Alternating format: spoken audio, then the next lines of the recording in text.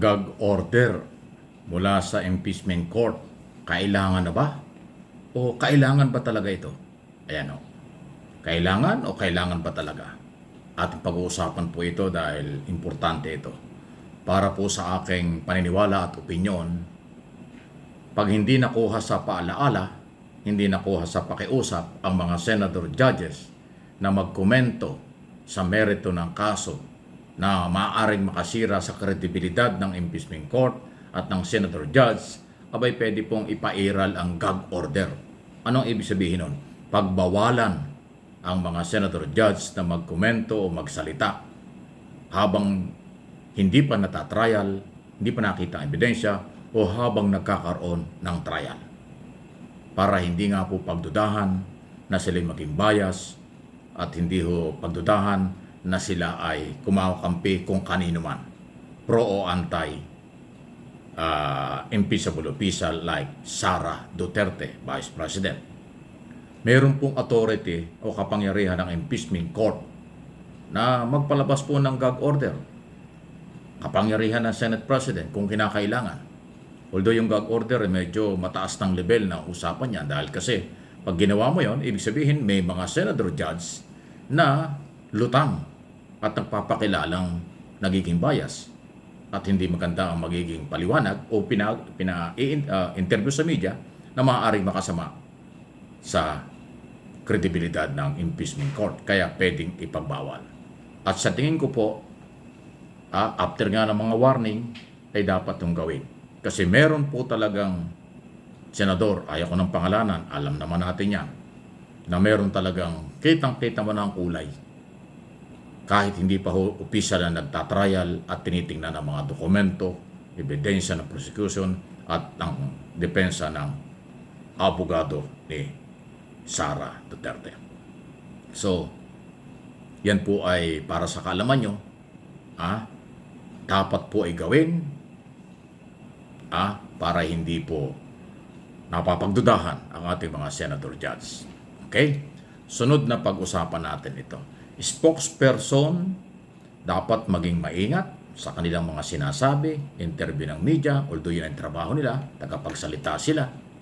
Tagapagsalita ng impeachment court, tagapagsalita ng prosecution, tagapagsalita ng Senado o ng Kongreso o ng Defense Council. Trabaho nila yon. Pero kung makakalito o manlilin lang sa kaisipan at kaalaman ng taong bayan, hindi maganda yon. Pero kung ang pag-uusapan ay tungkol sa procedure, karapatan ng lahat ng panig at yung tamang prosesong naaayon sa batas, palagay ko mas magandang talakayin ng ating mga abogadong tagapagtanggol at tagapagsalita ng magkakabilang panig. Pero kung manlilin lang at impluwensyahan ang taong bayan sa kanilang pangsariling kapakanan, hindi kapakanan ng batas at ng kaalaman sa tamang proseso, hindi ho tama yun. Actually, pwede rin warningan ng impeachment court ang mga abogadong makikialam, pangungunahan ang korte, pangungunahan ang proseso sa pag-discover at pagkontra sa mga ebidensya. Kasi po ang magkabilang panig dapat parehas na bibigyan ng pagkakataon. Kung 2 araw, 3 araw ang prosecution, ganun din ang haba ng oras na ibibigay sa depensa. Kung maglalabas ng testigo ang prosecution, dapat kung maglalabas ng evidence at testigo ang prosecution, bigyan din. Kung may mga clarification, yun lang naman ang magagawa ng senator judge. Yung clarification issue, pwede nilang tanungin, pakialaman. Pero yung proseso ng presentation ng ebidensya o paglalabas ng ebidensya o pagkontra sa ebidensya sa tamang proseso, hindi yan dapat hinaharang ng mga senador, judge. Ngayon, kung itong mga tagapagsalita ang siyang maaring makagulo at makapanlinlang sa kaalaman ng publiko at makakasira sa imahe ng impeachment court, pwede silang pagwawalan. Dahil diyan, kaya ito natin tinatalakay ito, kailangan mapagsuri tayong lahat ng mga Pilipino. Kasi ako naniniwala, ano man ang mangyari, dapat ituloy ang trial pagdating ng 20 Congress para malaman ng taong bayan kung ano talaga ito at magkaroon ng closure guilty man o acquittal, conviction o acquittal, wala naman tayong magagawa doon. Senador ang bahala doon kung ano ang nakikita nila. Pero mahalagang mailatag ang dokumento, testigo sa side ng prosecution at mahalaga ding bigyan ng pagkakataong makontra sa kanilang testigo at paliwanag naman ng depensa. Yun po yung mahalaga. Kaysa sa pagtakpan ng wala pang trial, i-dismiss ng walang trial, o silipin ng mga technical at legal issue, lalo lang hong pagdududahan ng mamamayang Pilipino. Sana ang mga abogadong spokesperson ay mailatag din nila ang tamang impormasyon sa pagtalakay ng impeachment court at ng tamang proseso. Ako naman naniniwalang kayang-kaya nila yan. Hindi sila kukuning spokesperson o hindi nila tatanggapin ang trabahong yan kung hindi nila kayang ipaliwanag na naaayon sa mga batas at hindi ayon sa kampihan kaliwat kanan. Di ba? Any comment, reaction, malaya po kayo. Ito yung ating isang pag-usapan. Hindi na ho biro ito. Mararamdaman na natin. Actually, itong linggong ito ay may pagtaas na naman ng fuel.